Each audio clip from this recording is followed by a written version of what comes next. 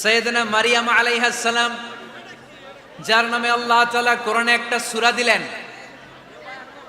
উনি পৃথিবীতে এমন একজন মহিয়সী নারী, যেই নারীর গর্ভে, যেই নারীর পেটের ভেতরে স্বামীর স্পর্শ ছাড়া সন্তান দিয়েছে কে? সাইয়েদনা ঈসা আলাইহিস সালাম পেটে আসলেন। মারিয়াম আলাইহিস সালাম লজ্জা পেলেন। হায় হায়, কেমন করে এলাকাবাসীদের কাছে আমি আমার মুখ দেখাবো? বিয়ে করি নাই, স্বামী নাই, বিয়ে হয় নাই, স্বামী নাই, কিন্তু পেটে সন্তান চলে এসেছে। হায় হায়, এলাকায় কেমনে মুখ দেখাবো? লজ্জায় পড়ে মারিয়াম আলাইহিস সালাম এলাকা থেকে চলে গেলেন। কি অবাক করে কাণ্ড! বাচ্চা ভূমিষ্ঠ হওয়ার জন্য, বড় হওয়ার জন্য 6 মাস 7 মাস লাগে নাই, পেটে বাচ্চা আসার সাথে সাথে বাচ্চাটারে বড় করে দিয়েছে কে? সাইয়েদাতুনা মারিয়াম আলাইহিস সালাম এবার বসে পড়লেন, বুঝতে আরম্ভ করলেন প্রেগন্যান্সির পেইন উঠেছে। হঠাৎ করে পেট থেকে বাচ্চা ভূমিষ্ঠ হয়ে যাওয়ার পরে উনি কাঁপতে আরম্ভ করলেন। ক্ষুধার চোটে খাবার কিছু নাই, সামনে ঝর্ণা, উপরে একটা খেজুর গাছ। সাইয়েদনা ঈসা আলাইহিস সালামকে কোলে নিয়ে মারিয়াম আলাইহিস সালাম মনে মনে ভাবে, হায় রে, কেউ যদি একটু খেজুর পেড়ে দিত, এই ক্ষুধার মুহূর্তে আমি খেজুর খেয়ে পেটের ক্ষুধা নিবারণ করতাম। রব্বুল আলামিন মারিয়ামকে উদ্দেশ্য করে আয়াত নাজিল করে দিলেন, ওয়া হুজ্জি ইলাইকি বিজিযইন নাখলাতি তুসাকিত আলাইকি রতবান জানিয়া। কোরআন সাক্ষী, হুজ্জি ইলাইকি বিজিযইন নাখলা, এর মানে হচ্ছে মারিয়াম, কেউ পেড়ে দিবে না, একটু কষ্ট করে হাতটা উঁচু করে খেজুরের ডালা ধরে ঝাঁকুনি মারো, টসটসে কাঁচা পাকা খেজুর নিচের দিকে পড়বে, তারপর তুমি তুলে খাবে। সুবহানাল্লাহ পড়েন। আল্লাহ চাইলে অটোমেটিক্যালি কারামাত হিসেবে খেজুরগুলো নিচে ফেলতে পারতেন না? কথা কন, খেজুরগুলো অটোমেটিক্যালি নিচের দিকে পড়ছে? পড়ে নাই। আল্লাহ শিক্ষা দিয়েছে, যেই পরিস্থিতিতে থাকো না কেন, তোমাকে শ্রম ব্যয় করে, কষ্ট করে তোমার উপার্জন করতে হবে, রিজিকের বন্দোবস্ত করতে হবে। চিল্লায় বলেন ঠিক কিনা? ইসলাম আমাদেরকে এটাই শিখিয়েছে, কাজে লজ্জা নাই। আবার বিশ্বনবী বললেন, ইন খামাতিস সাআ ওয়া ফি ইয়াদি আহাদিকুম ফাসিলাতুন, তোমাদের কারো হাতে যদি একটা চারা বীজ থাকে, সে যদি দেখে কিয়ামত হতে শুরু করেছে, ফা ইন ইসতাতাআ আন ইয়াগরিসাহা ক্বাবলা আন তাকুমাস সাআ ফালইয়াগরিসহা, কারো হাতে একটা চারা বীজ নিয়ত করেছে, চারা বীজটা রোপণ করবে, ইন দ্য মিন টাইম দেখলো কিয়ামত হতে শুরু করেছে, বিশ্বনবী বললেন, যদি তোমার সুযোগ থাকে কিয়ামত হওয়ার আগে চারা বীজটা রোপণ করে দাও। কথা বুঝতে পেরেছেন? আপনার হাতে একটা চারা বীজ, আপনি প্ল্যান করেছেন এই চারা বীজটা রোপণ করবেন। ইন দ্য মিন টাইম দেখলেন কি হওয়া শুরু হয়েছে? ইযা জুলজিলাতিল আরদু জিলজালাহা, দ্য বিগেস্ট আর্থকোয়েক, ভূমিকম্প শুরু হয়েছে, কিয়ামত হয়ে যাবে। বিশ্বনবী বললেন, কিয়ামত হইতেছে ওদিকে, আর তোমার হাতে যদি চারা বীজ থাকে, দেরি করো না, কিয়ামত তোমার কাছ পর্যন্ত আসার আগে সুযোগ পেলে চারা বীজটা রোপণ করে দাও। ইসলাম শিখিয়েছে শেষ নিঃশ্বাস পর্যন্ত তোমাকে লড়ে যেতে হবে। এই পৃথিবীতে কেউ কাউকে জায়গা করে দেয় না, জায়গা করে নিতে হয়। এই পৃথিবীটা, the life is not a bed of roses, এটা ফুল বিছানো কোনো ফুল সজ্জা নয়, এটা কণ্টকাকীর্ণ। কেউ আপনার স্পেস করে দিবে না, কেউ আপনাকে সুযোগ করে দিবে না, কেউ আপনার জায়গা করে দিবে না, বরং আপনি জায়গা করে নিলে টাইনা নিচে নামাবে। কথা বলেন। এজন্য কখনো অলসতাকে স্থান দেয়া যাবে। রসুল বাত্তালি দুক্কানু শয়তান, অলস মস্তিষ্ক শয়তানের আড্ডা। অলস যদি কেউ থাকে, এটারে টেনে বেঁধে কাজে নামাবেন, পারা যাবে? আলহামদুলিল্লাহ, লক্ষ্মীপুরে এরকম অলস ছেলে পেলে নাই।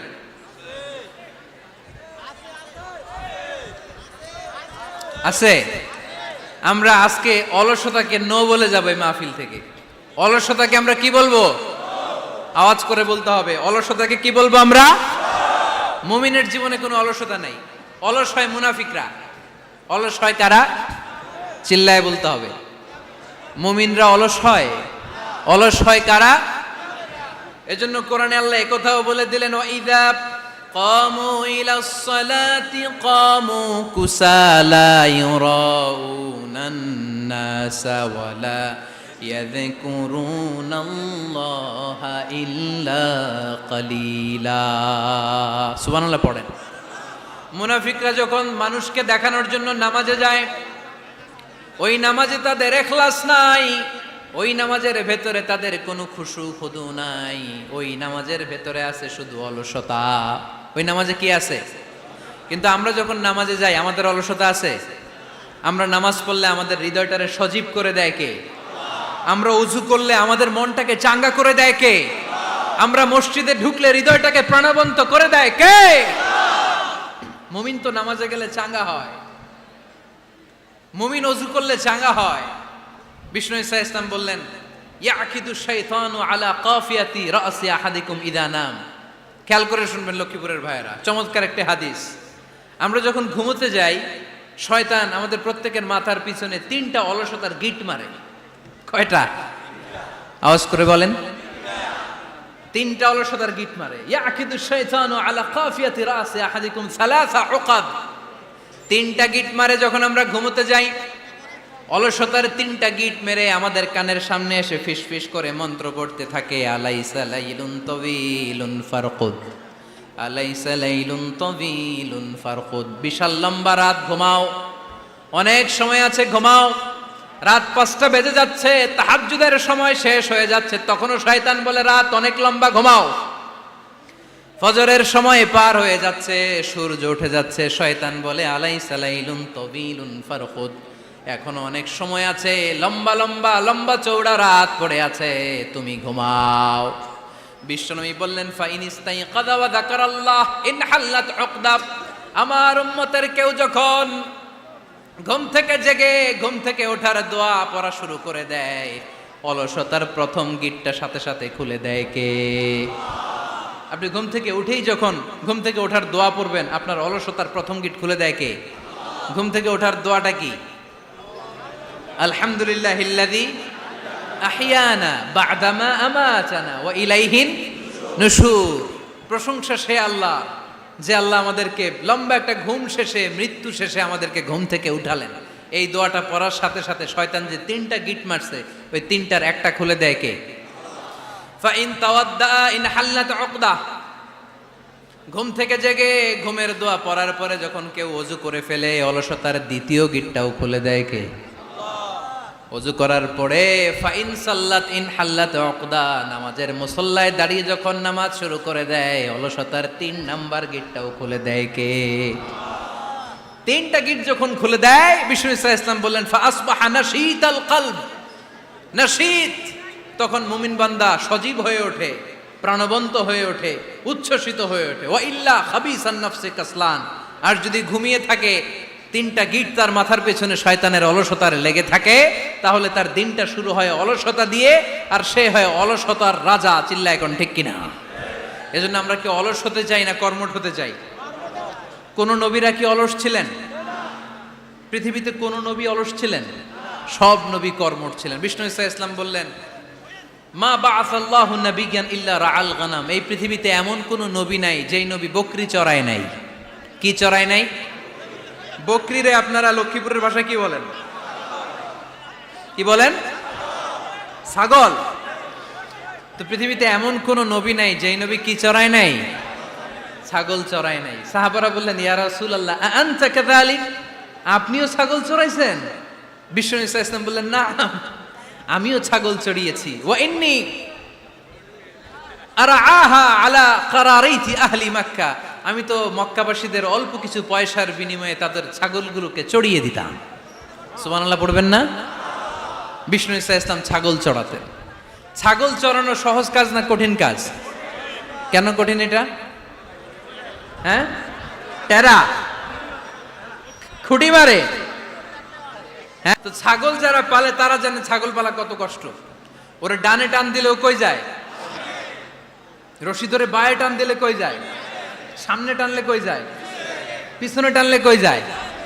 সারা সপ্তাহ আপনি সময় পান না এটারে গোসল করাবেন। ভাবলেন আজকে জুমার দিন আমিও গোসল করি, এটারও গোসল করাই। এটারে আপনি পুকুর ঘাটে নিবেন, টান দিছেন, ওর বাপের কিরা, ও 1 ইঞ্চিও সামনে যাবে না। ঠিক কি না? এই টেরা প্রাণী আল্লাহর কি মহিমা। আল্লাহ তাআলা পৃথিবীর সবচেয়ে শ্রেষ্ঠতম মানুষদেরকে ছাগল চড়িয়ে ছেড়েছেন। ঠিক কি না? মা বাআসাল্লাহু নাবিয়্যান ইল্লা রাআল গানাম। এই পৃথিবীতে এমন কোন নবী ছিল না যে নবীরা ছাগল চড়ায় নাই। আল্লাহ বুঝাতে চাইলেন ছাগল চড়ানো অনেক কষ্টের কাজ, অনেক ধৈর্যের প্রয়োজন। এখন নবীরা তোমরা ছাগল চড়াও, কিছুদিন পর ছাগলের চেয়েও টেরা জাতি মানুষ চড়াইতে হবে। মানুষের মধ্যেও টেরা আছে না নাই? ভালো বললে ভালোটা বুঝে না, ডানে যেতে গেলে বায়ে যায়, বায়ে যেতে বললে ডাইনে যায়, এরকম আছে না নাই? সম্মানিত ভাইয়েরা, সমস্ত আম্বিয়া আলাইহিমুসসালাম ওনারা কর্মঠ ছিলেন। সাইয়েদনা আদম আলাইহিস সালাম নিজ হাতে চারা গাছ রোপণ করে চাষাবাদের কাজ করেছেন, সুবহানাল্লাহ পড়েন। সাইয়েদনা ইব্রাহিম আলাইহিস সালাম চাষাবাদের কাজ করেছেন। সাইয়েদনা দাউদ আলাইহিস সালাম নিজ হাতে যুদ্ধের জন্য যে পোশাক পরতে হয়, যেটা পরলে গায়ের মধ্যে ছুরি মারলেও ঢুকে না, ওই শিরস্ত্রাণ বানিয়েছেন, নিজ হাতে তলোয়ার বানিয়েছেন, সুবহানাল্লাহ পড়েন। সাইয়েদনা মূসা আলাইহিস সালাম ছাগল চড়িয়েছেন। সাইয়েদনা মূসা আলাইহিস সালামের মেজাজ নরম না গরম? নবীদের মধ্যে সবচেয়ে বেশি মেজাজওয়ালা নবী ছিলেন মূসা আলাইহিস সালাম। উনিও 8 থেকে 10 বছর সাইয়েদনা শুআয়ব আলাইহিস সালামের এরিয়াতে ছাগল চড়িয়েছেন। চিল্লায় বলেন সুবহানাল্লাহ। এজন্য নবীরা যেহেতু কাজ করেছেন, কর্মঠ ছিলেন, আমরাও কর্মঠ হব, ঠিক কি না? সাহাবারাও কর্মঠ ছিলেন, বিশ্বনবীর সাহাবারাও ব্যবসা করতেন। সাইয়েদনা আবু বকরের বিশাল ব্যবসা প্রতিষ্ঠান ছিল, সুবহানাল্লাহ পড়েন। আপনারা হজ উমরা করেছেন কে কে দেখি? করছেন? মাশাআল্লাহ। যারা করে নাই আল্লাহ তাদেরকেও আল্লাহর ঘর জিয়ারতের তুমি নসিব করো। বিশ্বনবীর মাকবারার সামনে দাঁড়িয়ে আমরা যেন সালাম পেশ করতে পারি, তুমি নসিব করো। বাইতুল্লাহ শরীফে এবং মসজিদ নববীতে আমরা যেন সালাত আদায় করতে পারে, আল্লাহ তুমি নসিব করো। সাইয়েদনা আবু বকর রাদিয়াল্লাহু তাআলা আনহুর ব্যবসা প্রতিষ্ঠান ছিল মক্কার কাবা ঘরের পাশেই। উনার ব্যবসা প্রতিষ্ঠানগুলো যেখানে ছিল ঠিক ওইখানে সৌদি সরকার এখন শপিং মল বানিয়ে দিয়েছে, মাতজার আবু বকর। মক্কা শহরের যেখানে বহিরাগতরা এসে ওখানে ছাগল, ওখানে ঘোড়া, উট এগুলো রাখতো, আস্তাবল রাখতো, ঘোড়া আর উট যেখানে রাখা হতো ঠিক ওই জায়গায় সৌদি সরকার ওটার পার্কিং লট বানায় দিচ্ছে। মানে যেখানে আগে সাহাবাদের ব্যবসার জায়গা, ওইখানে বর্তমানে শপিং মল। যেখানে আগের সময়কাল সাহাবারা উট আর ঘোড়া রেখে বাঁধতো, ওইখানে এখন গাড়ি ঘোড়া রাখার ব্যবস্থা করা হয়েছে। সাইয়েদনা আবু বকর অনেক বড় ব্যবসায়ী ছিলেন। ওনার নিজ টাকা দিয়ে হাবাসা থেকে আসা সাইয়েদনা বেলালকে তিনি 20,000 স্বর্ণ মুদ্রা দিয়ে উমাইয়া ইবনে খালাফের কবল থেকে তিনি মুক্ত করেছেন। সাইয়েদনা উসমান যুন্নুরাইন বড় ব্যবসায়ী ছিলেন। নিজের টাকা দিয়ে মদিনার মুসলমানেরা পানি খেতে পারে না, বিইরে রুমা নামে একটা কুয়া ছিল, এই কুয়ার মালিক ছিল ইহুদি। মুসলমানেরা পানি খেতে গেলে এসে বকা দিত, পানি খেতে দিত না। বিশ্বনবী বললেন, আমার সাহাবীদের মধ্যে এমন কি কেউ নাই নিজের অর্থায়নে বীরে রুমা কিনে মুসলমানদেরকে দিয়ে দিবে? সাইয়েদনা উসমান যুন্নুরাইন বলল, ইয়া রাসূলুল্লাহ, আপনার খেদমতে আমি হাজির। মুহূর্তের মধ্যে সাইয়েদনা উসমান যুন্নুরাইন নিজের অর্থায়নে বীরে রুমাটা কিনে মুসলমানদের জন্য সদকা করে দিয়েছে। তো ব্যবসা না করলে, কর্মঠ না হলে, উপার্জন না হলে সদকা করা যাবে? চিল্লায় বলেন করা যাবে? সুনানে তিরমিজির বর্ণনা, বিষ্ণু ঈসা ইসলাম মক্কা থেকে যত সাহাবারা হিজরত করে মদিনায় এসেছে, মদিনাতে কোনো না কোনো সাহাবার সাথে বিশ্বনবী ভ্রাতৃত্বের বন্ধনে আবদ্ধ করে দিয়েছে, সুবহানাল্লাহ পড়েন। এজন্য মক্কা থেকে যারা এসেছে এদেরকে বলে মুহাজির, এদেরকে কি বলে? আর মদিনায় যারা ছিল এদেরকে বলে আনসার, এদেরকে কি বলে? আওয়াজ করে উত্তর দিবেন। মক্কা থেকে যারা এসেছে তাদের নাম মুহাজির, আর যারা মদিনার সাহাবী তাদের নাম আনসার। আজকে এই মাহফিলে লক্ষ্মীপুর এর বাইরে থেকে কারা কারা আসছেন দেখি?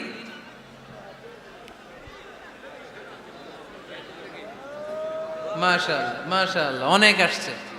আল্লাহ ভাইদেরকে তুমি কবুল করো, হাত নামান। এই যে লক্ষ্মীপুরের বাইরে থেকে যে ভাইরা আসছে তারা লক্ষ্মীপুরের মেহমান, ঠিক কিনা? মক্কা থেকে হিজরত করে যে সমস্ত সাহাবারা এসেছিল তারা ছিল মদিনার মেহমান। বিশ্বনবী এক এক মক্কার সাহাবীকে মদিনার এক এক সাহাবীর সাথে ভ্রাতৃত্বের বন্ধনে আবদ্ধ করে দিলেন।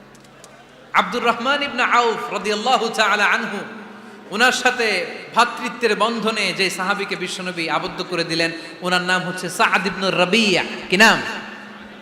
মদিনার অনেক বড় ব্যবসায়ী। বিশ্বনবী বললেন, ও আব্দুর রহমান ইবনে আউফ,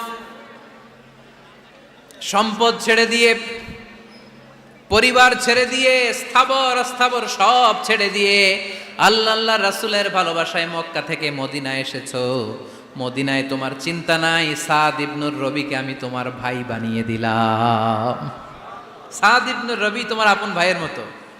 সাদ ইবনে রবি বলল, আব্দুর রহমান, জীবনে তোমারে কোনোদিন দেখি নাই, তোমারে আমি চিনি না, তোমার নাম শুনি নাই, কিন্তু বিশ্বনবী তো তোমার দায়িত্ব আমাকে দিয়েছে।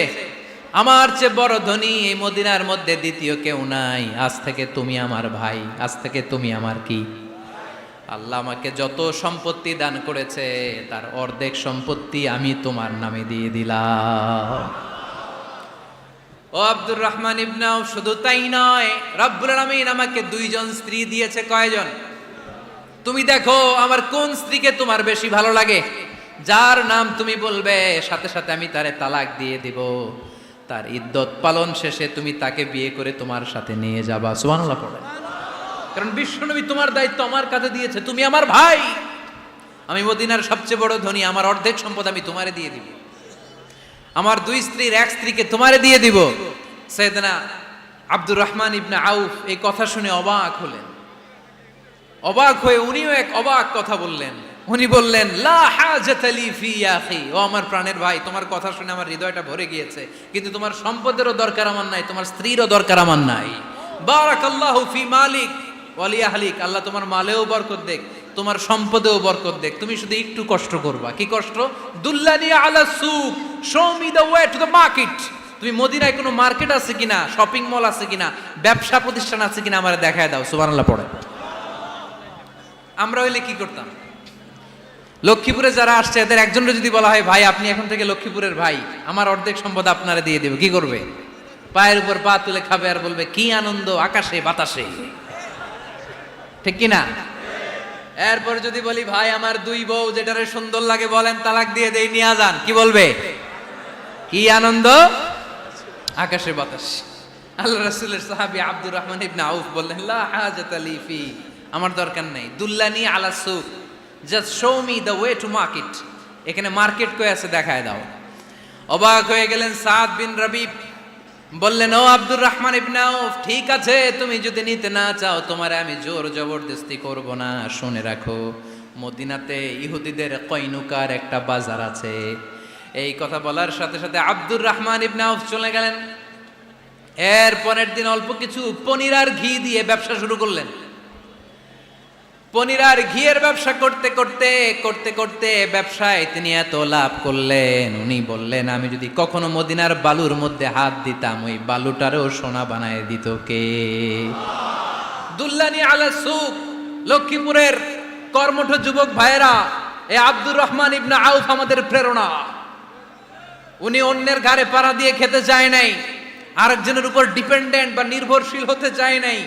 তিনি স্বাবলম্বী হওয়ার শিক্ষা, লেসেন কিয়ামত পর্যন্ত গোটা বিশ্বের যুবকদের জন্য রেখে গিয়েছে। চিল্লায় বলো ঠিক কিনা? দুল্লানি আলা সুক, show me the way to market. Market কোথায় দেখাও। পনির আর ঘি নিয়ে ব্যবসা করতে করতে কয়েক মাসের ব্যবধানে ইতিহাস সাক্ষী সাইয়েদনা আব্দুর রহমান ইবনে আউফ মদিনার বিশাল বড় বিজনেস ম্যাগনেটে পরিণত হয়ে গেলেন। চিল্লায় পড়েন আল্লাহু আকবার। এজন্য ব্যবসার ভিতরে বরকত ঢুকিয়ে দিয়েছে কে? বিষ্ণুই বললেন, আত-তাজিরা সাদুকাল আমিন মা'আন নাবিয়্যিন ওয়াস সিদ্দীকিন ওয়াশ শুহাদা'i ওয়াস সালিহিন।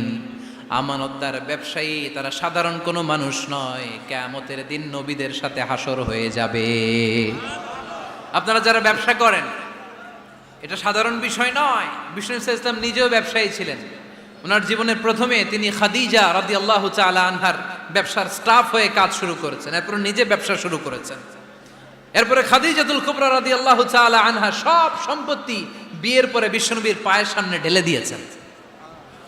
বললেন, ইয়া রাসূলুল্লাহ, এই সম্পদ আমি আপনাকে দিয়ে দিলাম, আপনি ইচ্ছামতো দিনের প্রয়োজনে খরচ করেন। সুবহানাল্লাহ পড়েন।